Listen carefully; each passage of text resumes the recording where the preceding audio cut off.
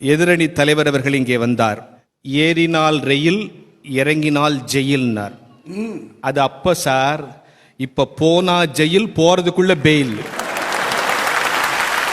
அகிம்சையை பத்தி பேச வந்தவரு கத்தியை யூஸ் பண்ணி பாருங்கன்னு சொல்றார் சார். காந்தி யார்?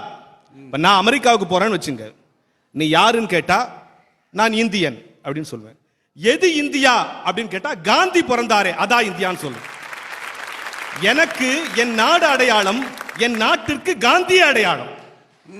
அந்த அடையாளத்தை நாம் மெல்ல மெல்ல தொலைத்து கொண்டிருக்கிறோம் என்பதுதான் எங்கள் வாதம். சார் நீங்க யோசித்து பாருங்க சார், அந்த காலத்துல நம்ம ஜூக்கு போயிருக்கிறோம், மிருகங்கள்லாம் கூண்டுக்குள்ள இருப்போம், நம்ம வெளியே இருந்து டாட்டா காட்டுவோம். இப்ப வண்டலூருக்கு போங்க, மிருகங்கள்லாம் வெளியே இருக்குது, நம்மள ஒரு கூண்டு வண்டிக்குள்ள கூட்டு போறோம்.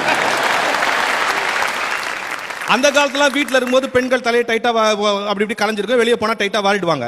இப்ப வீட்டில் இருக்கும்போது எல்லாம் டைட்டா வாரிடுது, ஏதாவது ஃபங்க்ஷன் வந்தா எல்லாம் தலையை விரிச்சு போடுறது.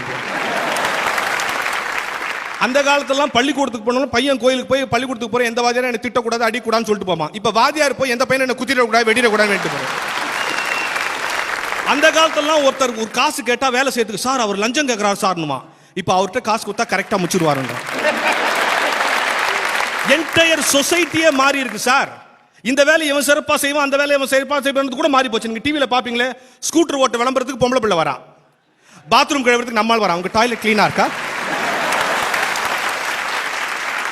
இந்த பரபரப்பான சூழ்நிலையில காந்தி எடுபடுவாரா? இதான சார் கேள்வி.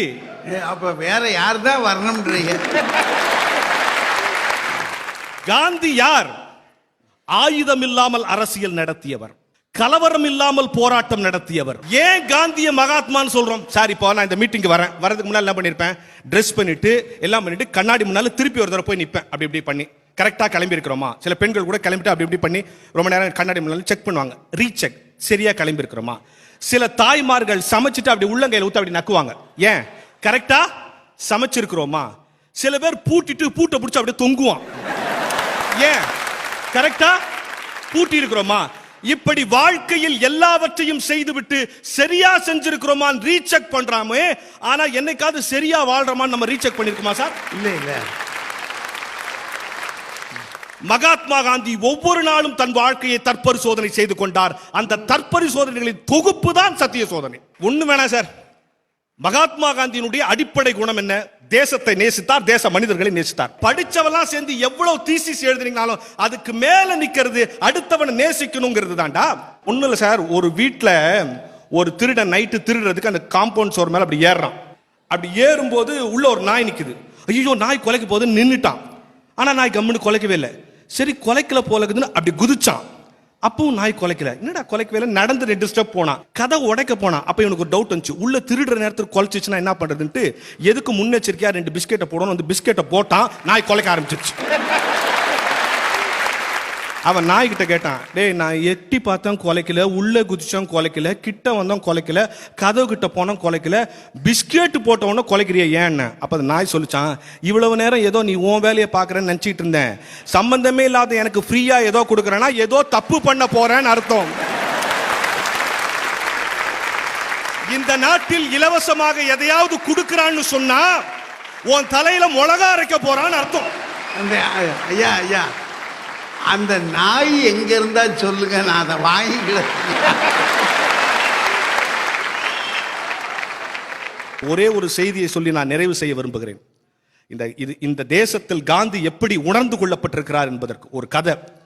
திடீர்னு காந்தி மேலோகத்துல இருந்து வந்துட்டு என்ன பண்றாரு, எங்க போலாம், சரி டெல்லி குஜராத் எங்கெல்லாம் போனா ரயில்வே டிக்கெட் வாங்கிட்டார். டிக்கெட் வாங்கிட்டு ட்ரெயின்ல ஏறாரு. எல்லாரும் காந்தி மாதிரியே இருக்கான், அவரை மாதிரி கணையர் போட்டிருக்கான், அவரை மாதிரி தடி போட்டிருக்கான். எல்லாம் என்ன மாதிரியே இருக்கீங்கன்னாரு. இப்ப இதான் ஃபேமஸ், சும்மா இருங்கன்ட்டான்.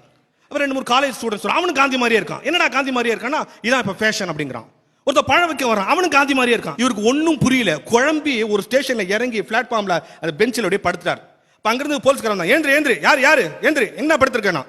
இல்ல நான் டிக்கெட் வச்சிருக்கேன் பாருங்க, ட்ரெயின்ல இருந்து பாதியில இறங்கிட்டேன். அவன், ஓ காந்தி பாபுஜி எப்ப இங்க வந்தீங்க? அவன் இப்ப காந்தி கேட்டார், டே இங்க எல்லா பையிலும் என்ன மாதிரியே தான் இருக்கான், நான் தான் ஒரிஜினல் எப்படி கண்டுபிடிச்சேன்னா. அதுக்கு அவன், நீ மட்டும் தான் டிக்கெட் வச்சிருக்க.